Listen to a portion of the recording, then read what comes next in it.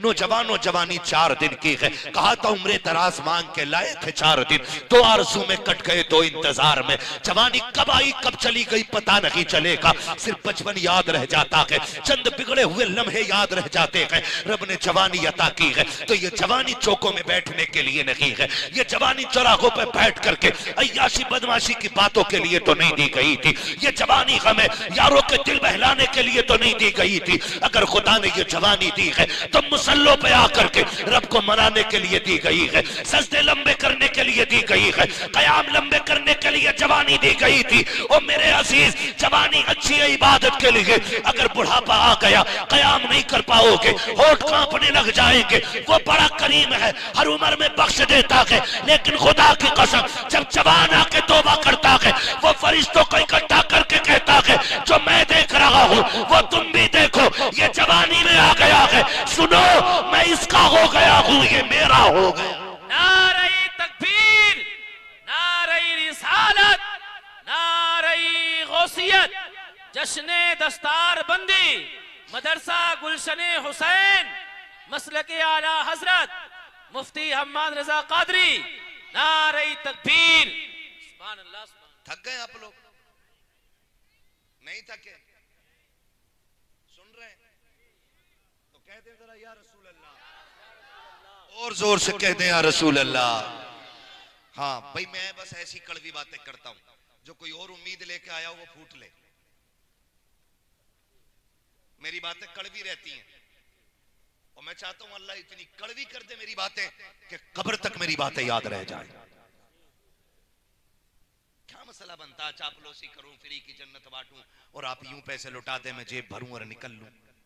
वहां मुस्तकीम कहीं रात क्या हुआ था कि मजा आ गया था यार, कसम से फ्री जन्नत बांट गया मौलवी, मौलवी की अपनी खतरे में। हम किसे फ्री में बांटेंगे भाई, अपनी बचा लो, बड़ी बात है।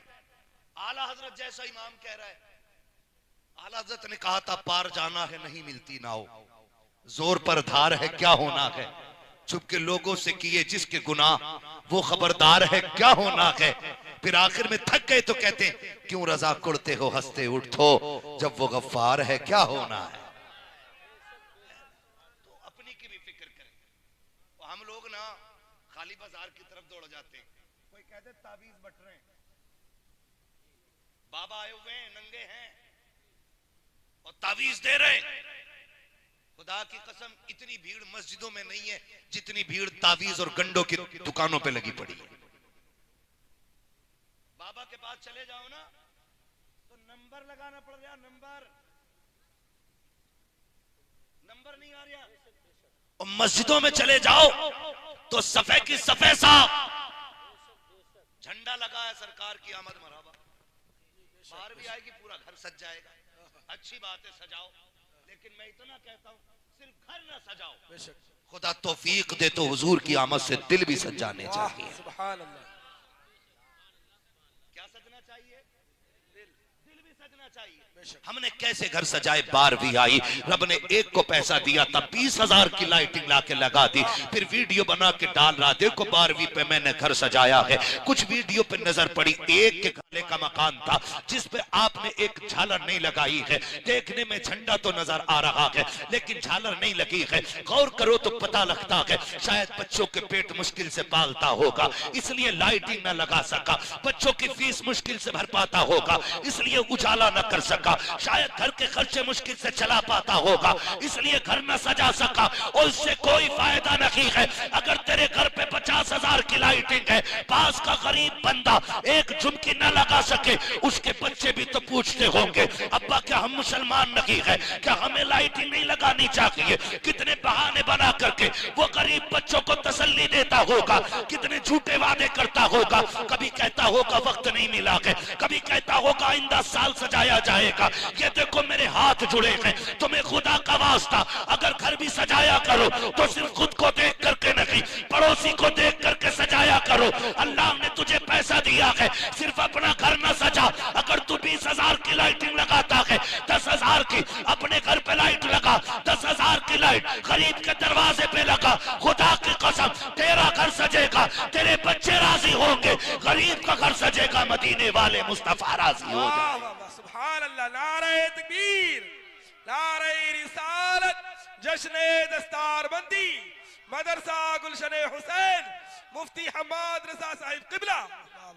दिल अच्छे करो यार, सुभान अल्लाह। दिल अच्छे करो। अगर यहाँ जगह नहीं ना तो फिर कोई मसला ही नहीं, कोई मसला नहीं। ये साफ होना चाहिए।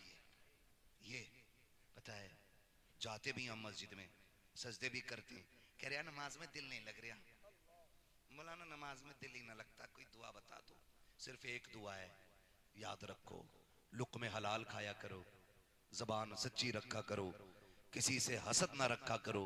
कसम खुदा की दिल इतना लगेगा, सजदे में सर रखोगे तो उठाने को दिल नहीं करेगा। नहीं लग रहा।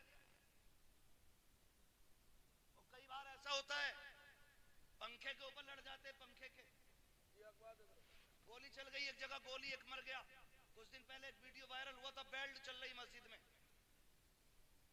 दो पार्टियां लड़ गई। इलेक्शन ने तो बेड़े गर्क ही किए कौम के। अब जुम्मे के दिन मस्जिद में भी लड़ाई चलेगी। विधान तुम्हारे बाप की जागीर होगा, इमाम किसी के बाप की जागीर नहीं। ये याद रखिए, इमाम हुजूर के मुसल्ले का वारिस होता है। उस पर हुकूमत न चलाना, वरना नमाज में दिल, नमाज में दिल, नमाज में दिल। इतने दिल काले सगे भाइयों, मैं तो गैर को क्या कहूं, सगे भाइयों का। अब्बा कह रहा, देख भाई तेरा चचा कौन सी मस्जिद में जा रहा है जुम्मा पढ़ने? कहा क्यों? का जिसमें कलवा जागा ना उसमें मैं नहीं जाऊंगा। ये नफरत है, ये मैल है दिल के। और आते मस्जिद में झाड़ू ना लगी कि इमाम साहब जी, जब बंदा ये बात करता है ना तो फरिश्ते कहते होंगे, ओ गैरत कर, ये अल्लाह का घर है। अगर तुझे दिख रही थी मिट्टी है तो तू भी तो झाड़ सकता था, हैं? और मैं तो खुल के कहता हूं, सुनो, जिनके रोजगार में बरकत ना हो मस्जिद में झाड़ू लगाया करो, जिनके रिश्ते ना होते हो मस्जिद की सफाई किया करो। कसम खा के कहता हूं, जाओ जिनके घर में बेटा ना हो वो नमाजियों की जूतियां सीधी किया करो, अल्लाह अपने फजल से तुम्हें बेटा अता फरमा देगा। वहां जाके ऐसे मारे लात बाकी के जूतों में सड़ा और अपना रखे जैसे कि शहर इमाम आया। तो बेटे एक के ऊपर एक है, तू रख के आया, तेरे पीछे और आ रहा, वो मारेगा धड़ाक से लात। अब ढूंढ रहा, मैं तो सजा के रखेगा था जूता, एक यहाँ फिर एक वहां। खड़ा कह रहा बहुत बदतमीज नमाजी है, जूते ही नहीं। अबे बदतमीजी पहले तूने की। बेशक हक बात है। और ये दुनिया है, जैसी करनी वैसी भरनी, बोले जैसी करनी वैसी भरनी। तो ये कंडीशन हमारी नमाजों की है। ऐसे जान लो, मस्जिद में जाएंगे नमाज पढ़ने ना तो रुमाल लेंगे, साफ सब भी होगी ना, फिर भी अल्लाह कहता जालिम ये मिट्टी है, इसी से बना है, इसी में जाएगा। और सुन, अगर ये लग भी गई तो एक बाल्टी पानी में धुल जाएगी। नमाज के लिए इस मिट्टी से साफ होना जरूरी नहीं है, नमाज के लिए अपने दिल पे लगी हुई बगावत और अदावत की जो काली मिट्टी है ना उसे साफ करना जरूरी होता है। सुभान अल्लाह। उसे साफ करो जो अंदर लगी है। अंदर काला है और बाहर उजाला है। कलफ लगे पग बगे पहन के जुम्मे में जा रहा है और घड़ी देख के जा रहा, खुतबा शुरू हो गया होगा, अब तो खत्म नहीं होगा, हागा ना, यूं कॉलर मारेगा यूं और फिर खांसेगा। बेचारा इमाम देख ले, इसने चंदा ज्यादा दिया था, कह रहा भाई प्रधान को आने दो क्योंकि ज्यादा चंदे दे रहे हैं। उलमा से भी गुजारिश करूंगा, मंत्री हो, प्रधान हो, गरीब हो, सबको एक सफ में रखो। बेशक। इसलिए कि अमीर गरीब होना कोई फासला नहीं है, नेक और नेकोकार और बदकार होना ये फासला होता है। बेशक बेशक हक। ये तो दोनों रब के फैसले। हमने देखा एक भाई करोड़ों का मालिक होता है, दूसरा ठेला लगाता है। तो बताओ जो करोड़ों का मालिक है उसने कौन सी इबादत की है जो अल्लाह ने उसे करोड़ों दिए? और जो ठेला लगा रहा है उसने अल्लाह का क्या बिगाड़ा है?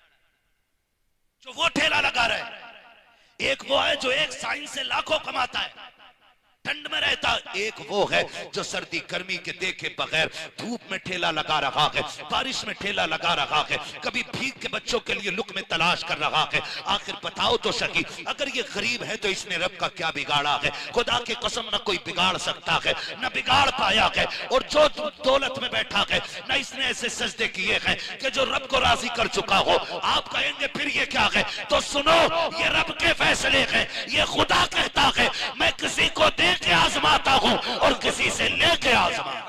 वाह, क्या कहने में हजरत, ऐसा नहीं होना चाहिए। हक मैं बात। उलमा से भी कहूंगा कि अगर जमींदार ने फोन कर दिया तो भागे चले जा रहे हैं, वो गरीब कहते आ जाओ तो ना टाइम नहीं है। ऐलान करो, एक ही सफ में खड़े हो गए महमूद व अयाज। बेशक ना कोई बंदा रहा, ना कोई बंदा नवाज। बंदा नवाज। आखिरत की हम सारे फिक्र करें, तैयारी करनी है मौत की।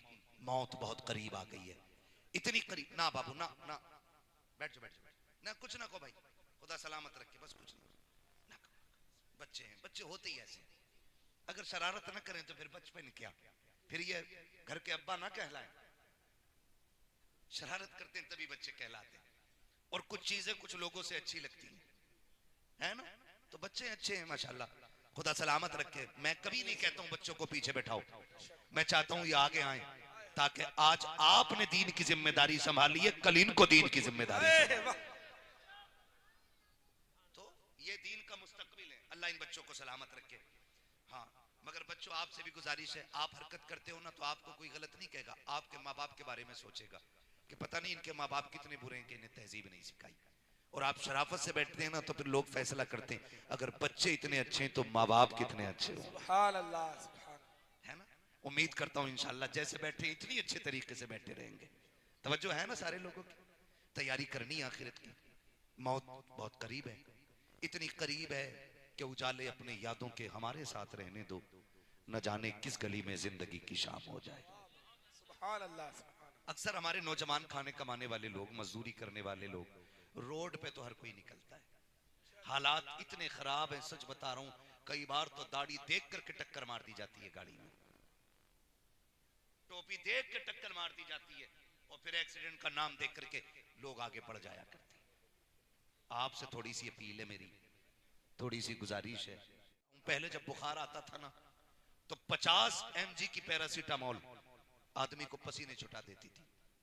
आज जानते हो डोलो कितनी mg में? 650। कितने में आ गई? 650। और फिर 500 mg की उसके साथ एंटीबायोटिक लगाई जा रही, तब भी बुखार उतरने का नाम नहीं ले रहा है। क्यों? क्योंकि ये जो बीमारियां है ना ये ताकतवर होती जा रही है। तो पता चला कि मर्ज जितना ताकतवर होता है डोज उतनी मजबूत होनी चाहिए। समझ रहे मेरी बात? इतनी वरना भाई डॉक्टर का मतलब क्या होता है? डॉक्टर का मतलब होता है मर्ज का लेवल चेक करे, फिर दवा का लेवल चेक करे, फिर दवा दे। वरना बुखार की दवा सबको याद है, खांसी की भी सभी जानते हैं। फिर 500 रुपए देके क्यों डॉक्टर से हम वही पैरासीटामोल 2 रुपए वाली 50 रुपए में लेके आते हैं? इसलिए कि वो मर्ज की भी तशखीस करता है और दवा की भी तशखीस करता है। वो कहा था किसी ने, नीम हकीम खतरे जान, नीम मुल्ला खतरे ईमान।